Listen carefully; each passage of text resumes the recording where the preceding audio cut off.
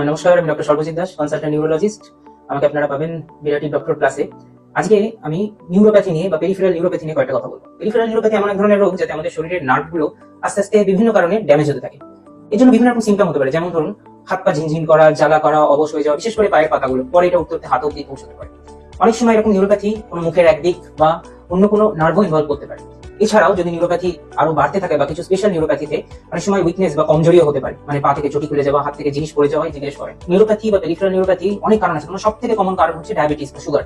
Sugar যদি control না করা হয় তাহলে কিন্তু এই নিউরোপ্যাথি ধরেই নিতে পারেন প্রায় হবেই একটা সময়। তাই যদি আপনি ডায়াবেটিস হন তাহলে কিন্তু রেগুলার এক্সারসাইজ, ডায়েট কন্ট্রোল এবং ওষুধের মাধ্যমে সুগার কন্ট্রোল করবে। এছাড়াও যদি ক্রনিক অ্যালকোহলিক হন তাহলে একদম কিন্তু অ্যালকোহলিজমটা ছাড়তে হবে, কারণ অ্যালকোহলিজমও কিন্তু নিউরোপ্যাথির একটা খুব ইম্পর্টেন্ট কারণ। এছাড়াও আরো অনেক রোগ আছে, যেমন ধরুন বিভিন্ন রকম গাঁটে ব্যথার রোগ, বিভিন্ন রকম জেনেটিক বা হেরিডিটারি রোগ, কিছু কিছু ক্যান্সার বা তার ট্রিটমেন্ট, অনেক ওষুধ থেকেও নিউরোপ্যাথি হতে পারে।